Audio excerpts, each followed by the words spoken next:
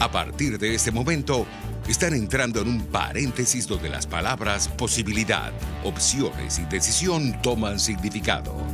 RCR presenta Dosis Alternativa con Marilia García y Jackson Vargas. Amigos, como siempre, sean bienvenidos a este su espacio Dosis Alternativa. Les saludamos Jackson Vargas y Marilia García. Recuerden que nos pueden seguir a través de nuestras redes sociales en Twitter por @RCR750. También nos pueden sintonizar a través del Periscope por @RCR750 en Facebook Live y vernos a través de RCR.tv, la radio que se ve. Bueno, y entrando en materia, amigos, continuando con nuestros temas de salud, hoy vamos a dedicar nuestro espacio a conocer más detalles acerca de una enfermedad potencialmente mortal como lo es la malaria. Para ello tenemos en la línea telefónica a María Eugenia Landaeta, médico infectólogo y jefe del Servicio de Infectología del Hospital Universitario de Caracas. Bienvenida, doctora. Hola, buenos días. Muchas gracias por invitarme a tu programa. Gracias por estar allí para ayudarnos a conocer un poco de qué se trata esta enfermedad que está en el tapete informativo de nuestro país, lamentablemente. En este sentido le pregunto, doctora, ¿qué es la malaria? ¿Es lo mismo que paludismo? Es lo mismo que paludismo. Sí, la escuchamos. Es lo mismo que paludismo. Lo que pasa es que se llama paludismo o malaria. Es la misma cosa. Es una enfermedad que se produce por la picadura de un mosquito que no tenemos en Caracas, pero que sí hay en muchos sitios del resto del país, que se llama anófeles. Y en este momento se encuentra en una crisis muy grande, mucho más que en los peores momentos del siglo XX en Venezuela, con una explosión de casos, sobre todo en el estado Bolívar, pero que se ha ido extendiendo a prácticamente todos los estados del país. Así es. En este sentido, este programa, Marilia, amigos, la idea es que las personas conozcan de qué se trata esta enfermedad, conozcan qué medidas preventivas pueden tomar, cuáles son los síntomas de esta enfermedad. Para que estén atentos. Para que estén atentos. Así que le rogamos que presten mucha atención a todo lo que vamos a hablar con la doctora sobre la malaria. Doctora, ¿y cuáles son estos síntomas? El síntoma más importante es la fiebre. Es una fiebre que comienza bruscamente, o sea, la persona se siente bien, no tiene nada, no siente ningún síntoma y de repente empieza a tener una fiebre muy alta de 39, 40 grados centígrados con unos escalofríos muy intensos. Los escalofríos se presentan casi en el 100% de los casos, es decir, que es un síntoma muy predominante. Esta fiebre puede ser al principio, si es la primera infección, un día sí, un día no, un día sí, 2 días no, y después progresivamente va aumentando en frecuencia hasta hacerse diaria. Además de eso, va a tener dolor de cabeza, dolores musculares, puede tener síntomas también gastrointestinales como vómitos, diarrea, y la persona se siente muy, muy mal en el momento en que tiene la fiebre alta, pero cuando se le quita la fiebre ya se siente mucho mejor, pues no prácticamente queda sin síntomas. Pero también ocurre que en la medida que va pasando el tiempo, las personas se van deshidratando y entonces ese malestar persiste. Claro. ¿Y a cuántos días aparecen estos síntomas luego de la picadura del mosquito, doctora? Bueno, más o menos entre 3 a 7 días o hasta 15 días puede ser. ¿Y durante esos días está esa fiebre intermitente? Bueno, al principio, en el periodo de incubación, tú no tienes ningún síntoma. De repente, cuando empiezan los síntomas, empieza la fiebre intermitente y después en el tiempo se va haciendo continua. Bien importante todos estos detalles. ¿Y cuál es el procedimiento que se utiliza para diagnosticarla? ¿Cómo los médicos tratan este tipo de enfermedad? Lo primero y lo más importante es la sospecha clínica. Lo primero que uno tiene que hacer es preguntarle al paciente de dónde viene. Si viene de un área endémica o donde ha habido un grupo importante de casos, por ejemplo, la gente que viene del Arco Minero o de cualquier parte del estado Bolívar o del estado Amazonas, estado Sucre y algunos estados de los llanos como Apure, Barinas e inclusive hasta el Táchira puede haber algunos casos. Esto para ir descartando, ¿no? Para ir descartando los diagnósticos, porque muchas veces se confunde con dengue, porque como el dengue también está en todo el país, al principio, si la persona no le preguntan de dónde viene usted y lo que tiene la gente es fiebre y dolor de cabeza, se puede confundir con dengue. Inclusive se puede confundir con Zika, con chikungunya, cualquiera de las arbovirosis que se encuentran en este momento circulando. Claro. Pero en el momento que tú le preguntas al paciente y el paciente te dice yo vengo del estado Bolívar, entonces ya tú tienes que sospechar la enfermedad. El diagnóstico se hace muy fácilmente, pero tiene que ser por personas expertas, con un frote de sangre periférica, o sea, te sacan una gota de sangre de los dedos o del lóbulo de la oreja y se ven en el microscopio. Y ahí en el microscopio se ven los parásitos. Cuando usted dice personas expertas, ¿estamos hablando de quién? ¿De epidemiólogos? Sí, sobre todo de la gente de malariología. Los médicos de Bolívar y de estos estados orientales están muy bien entrenados y ellos saben lo que es una malaria porque por supuesto la ven diariamente. En Caracas, cuando las personas se vienen de la zona endémica a Caracas con su fiebre y con su malestar, muchas veces se confunde el diagnóstico con dengue. Entonces lo que uno tiene que hacer es preguntarle al paciente de dónde viene y mandarlo a un médico que sepa ver. Muchas veces en los laboratorios, cuando tú solicitas hematologías y en los laboratorios, si el bioanalista es acucioso y le hace un frote de sangre periférica, lo puede diagnosticar también. Claro. Pero lo que se hace es con estos pacientes que tienen fiebre y no le encuentran la causa, nos los mandan a los infectólogos, por ejemplo, o a los hospitales o a los sitios de sanidad, y entonces ahí se les hace ese frote que yo te digo que es con una gota de sangre y se observa en el microscopio y fácilmente se ven los parásitos allí. Eso es bien importante, doctora. Y estas personas que tienen sospecha de malaria y que no tienen un centro de salud cerca, ¿qué deben hacer? ¿Cómo deben tratarla en sus casas? No, en su casa no lo puedes tratar. Tú tienes que mandarlo a un centro de salud. Los tratamientos no los venden en las farmacias. Eso lo controla el ministerio. Creo que tiene que estar hospitalizada, ¿no? Por el Programa Nacional de Malariología. No necesariamente hospitalizado. El paciente, si se encuentra en malas condiciones, si está deshidratado, si tiene las plaquetas muy bajas o si tiene algunas complicaciones que pueden existir, se hospitaliza. Si no tiene complicaciones, si no es solamente la fiebre y el dolor de cabeza y el malestar, se le puede dar el tratamiento que es tomado, son pastillas, y se controla ambulatoriamente. Pues tú le dices que vuelva al tercer día, a ver si se le ha quitado la fiebre y si se le hacen nuevos exámenes. Yo le pregunto esto, en todo caso decía que estar hospitalizado porque está el interrogante, ¿qué pasa con las personas que hacen vida con alguien que está infectado o tiene esta condición de malaria? ¿Cómo se transmite esta enfermedad? Se transmite por el mosquito, picada de mosquito. Por supuesto, el mismo mosquito me pica a mí, te pica a ti y te transmite la enfermedad de una persona a otra. Es como la transmisión del dengue. Pues lo que pasa es que el mosquito es el anófeles, no es el mismo mosquito pata blanca que transmite el dengue.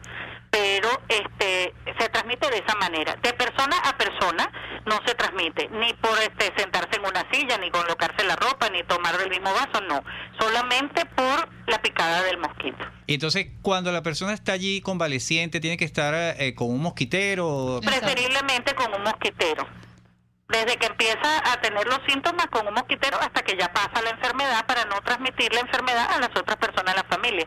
Sin embargo, en el momento que una persona tiene fiebre, recuerden que yo les dije que el periodo de incubación podría ser hasta de 1 semana o 2 semanas, posiblemente si un zancudo en ese periodo de incubación, aunque no tenga síntomas todavía, puede transmitir la enfermedad a otra persora. Bien importante todos esos datos, Marilia. ¿Y cuántos tipos de malaria existen, doctora?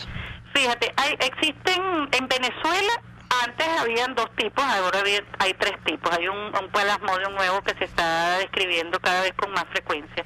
Plasmodium falciparum, vivax y malaria. El más frecuente es el vivax, afortunadamente porque es el que menos produce complicaciones.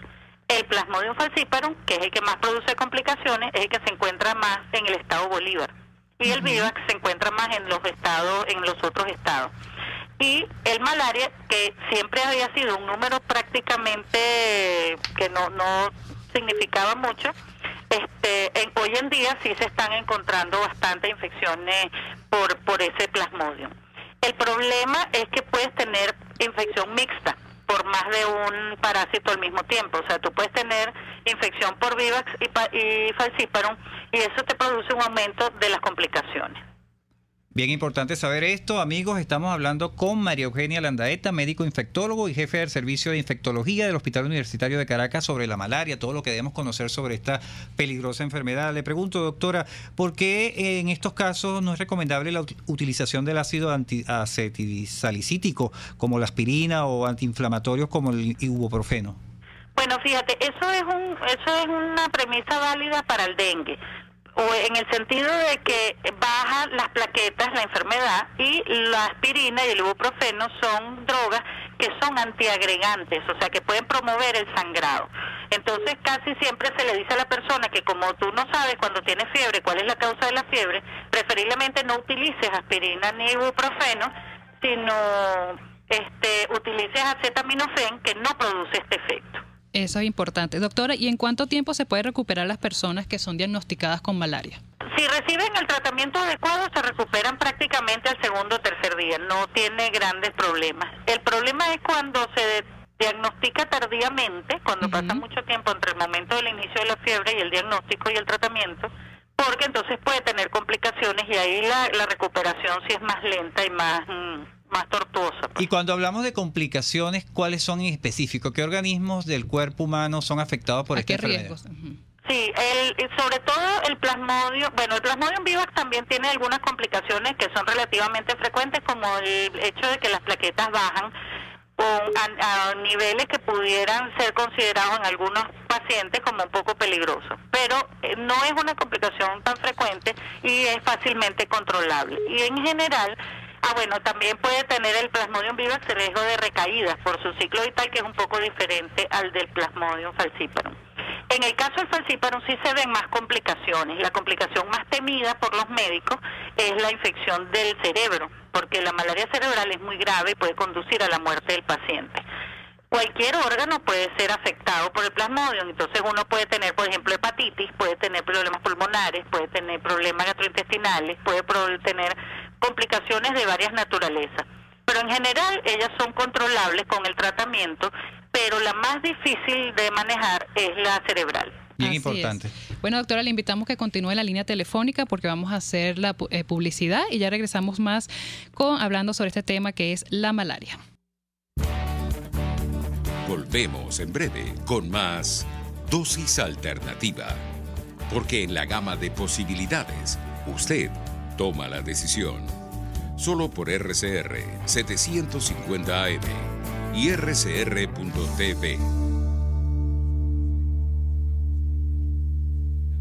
Puede seguir nuestra programación a través de rcr.tv, la radio que se ve. Son las 9:48. Es la hora de aprovechar el tiempo para realizar tus operaciones con la banca electrónica Banesco. Fácil no, muy fácil. Banesco contigo. Tu familia, tu hogar, lo que más quieres te habla y solo tú sabes lo que quieren decirte. Con ese mismo espíritu, en Empresas Polar cuidamos los recursos que usamos porque amamos esta tierra. Nuestro ambiente habla y en Empresas Polar lo hemos escuchado por más de 76 años. Por eso cuidamos el agua, el aire y contamos con una red de voluntarios para limpiar nuestras playas y ríos. Y así lo seguiremos haciendo. Tienes mi palabra. Empresas Polar, comprometidos con el ambiente.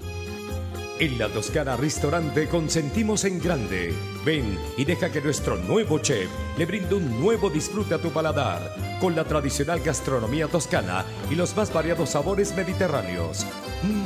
Bergomi de pollo, manzana y queso de cabra en una deliciosa salsa de estragón y tomates secos. Toda la excelencia y buen servicio. La Toscana Restaurante, para los paladares más exigentes. Avenida Páez, El Paraíso. Baruta, minuto a minuto, con el concejal Héctor Urgelles. Mientras siguen las colas, la escasez y el bachaqueo, el gobierno insiste en su modelo fracasado que ha llevado al pueblo a una situación de desespero, hambre y miseria. Los venezolanos queremos un cambio ya. La emoción magallanera va viento en popa. Disfrute el encuentro de hoy entre Tiburones de La Guaira y Navegantes del Magallanes. Desde el Estadio José Bernardo Pérez de Valencia, a partir de las 6:45 de la tarde. No te pierdas ninguna de nuestras transmisiones a través de nuestra red de emisoras a nivel nacional y en internet por rcr.tv y telenavegante.net. RCR Deportes, circuito oficial de los Navegantes del Magallanes. 100 años, campeones por siempre. Desde los sectores populares del país se escucha una clara señal. Es el radar de los barrios. Evelyn Martínez y la Red de Ciudadanos le invitan a identificar amenazas, ubicar soluciones y hacer seguimiento eficiente a las problemáticas de cada sector. Un espacio contra la polarización donde se construye de abajo hacia arriba y de adentro hacia afuera.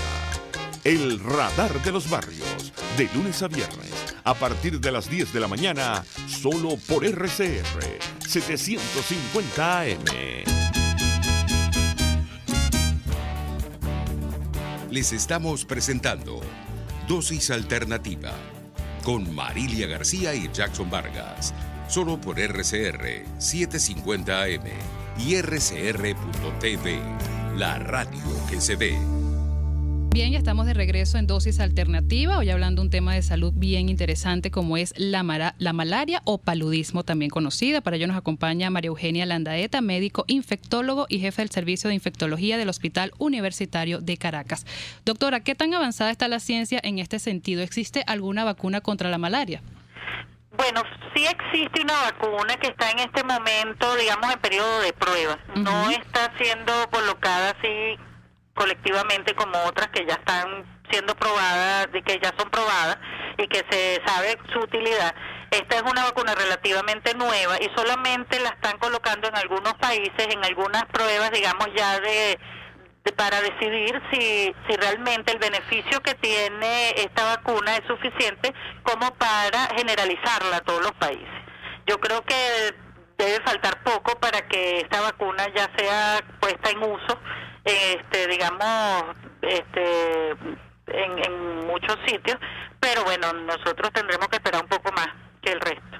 Y retomando un poco la situación que, en el sentido, ¿qué deben hacer las personas que viven en zonas afectadas ya por la malaria? Porque este programa también lo escuchan en esa zona, en esos estados del país, como Bolívar.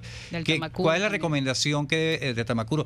¿Cuál es la recomendación para ellos? ¿Cuál debe ser las medidas preventivas que deben tomar? Fíjate, eso es bien interesante que me lo preguntes, porque la malaria es una enfermedad que no produce inmunidad. No es como el dengue, por ejemplo, que te da una vez, o sea, una vez por cada serotipo y ya no te repite más. Sino que cada vez que tengas la infección cada vez que el plasmodio entra a tu sangre, te va a dar la infección. Entonces, hay personas, por ejemplo, que a veces nosotros recibimos en el hospital universitario que han tenido 20 episodios de paludismo. Eso hace que haya tenido 20 tratamientos. Eso hace que muchas veces el plasmodio se empiece a volver resistente a las drogas. Claro. Entonces, es muy importante la parte de educación y prevención para que las personas que viven en esos sitios se cuiden de las picadas de los zancudos. Y es la misma recomendación para todas las, digamos, enfermedades producidas por picada de zancudo. Las personas tienen que protegerse con mangas largas, ropa clara, de colores claros, que no les gustan tanto a los mosquitos, ponerse medias y zapatos, no andar con los pies descalzos para que no los piquen en los pies.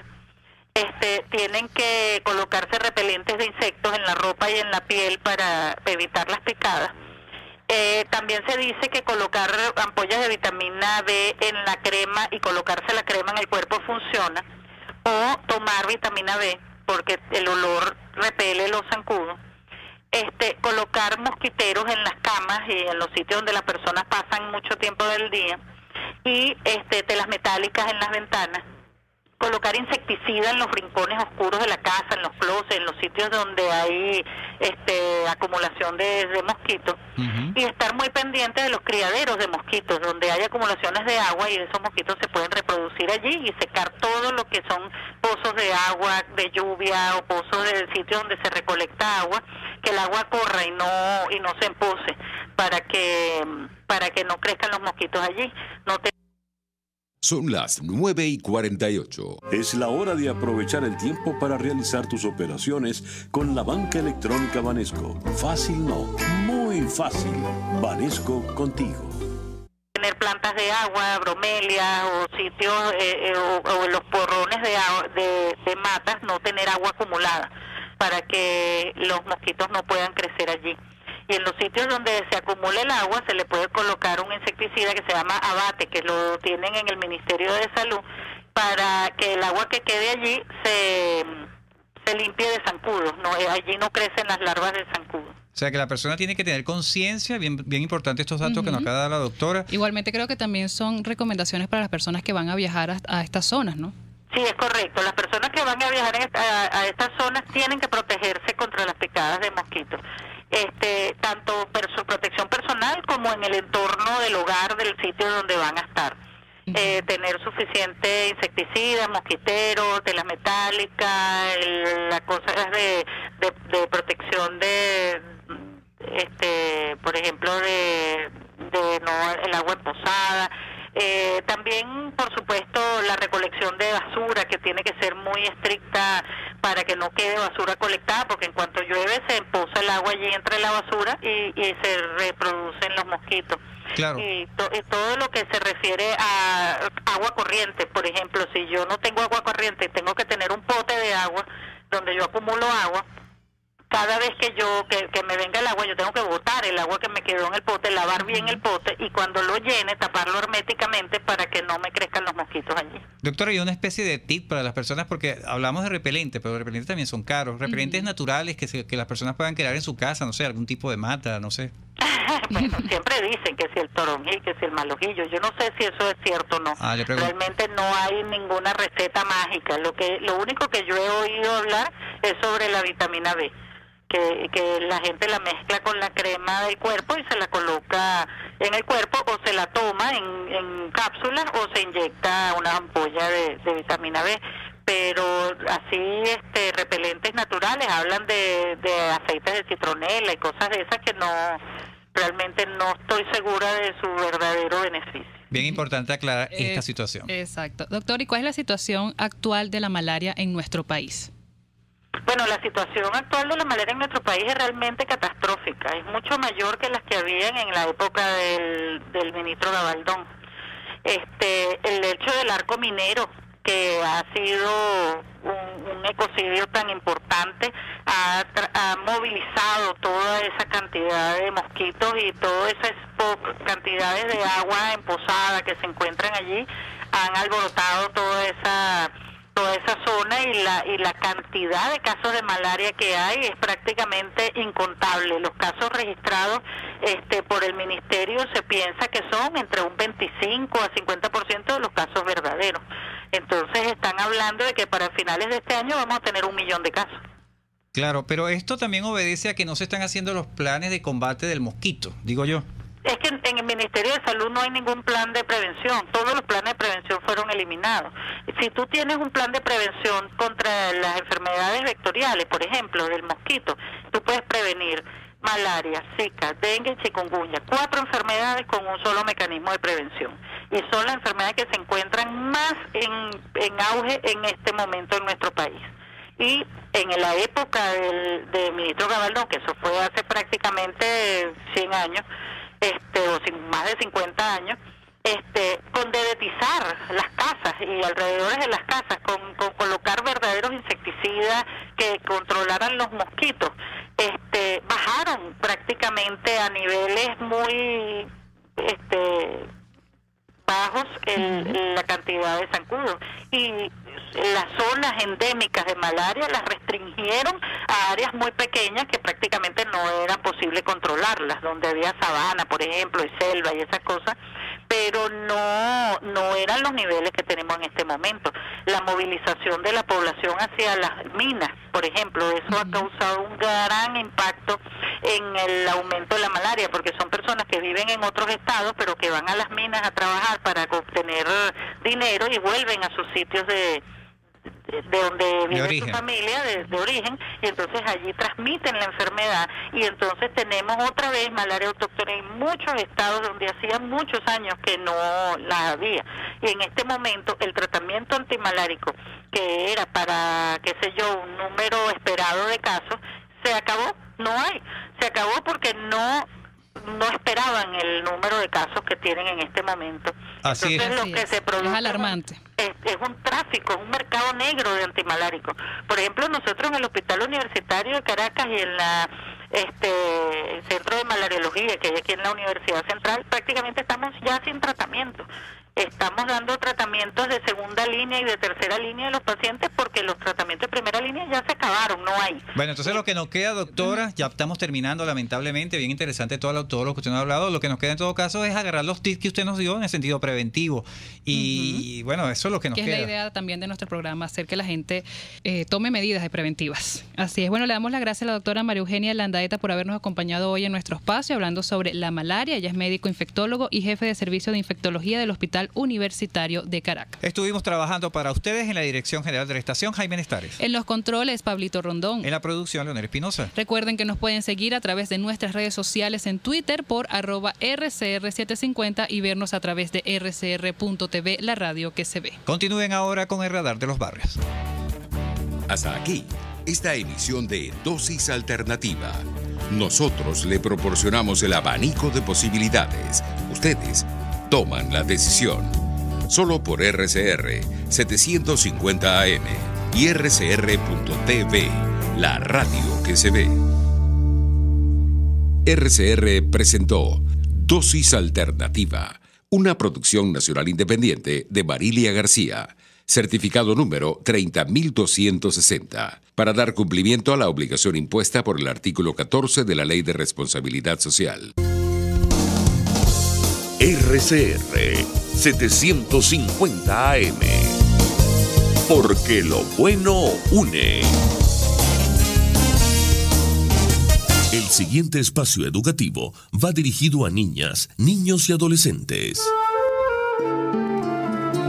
La Fundación Bancaribe para la Ciencia y la Cultura presenta los hechos, las personas, las ideas que tejieron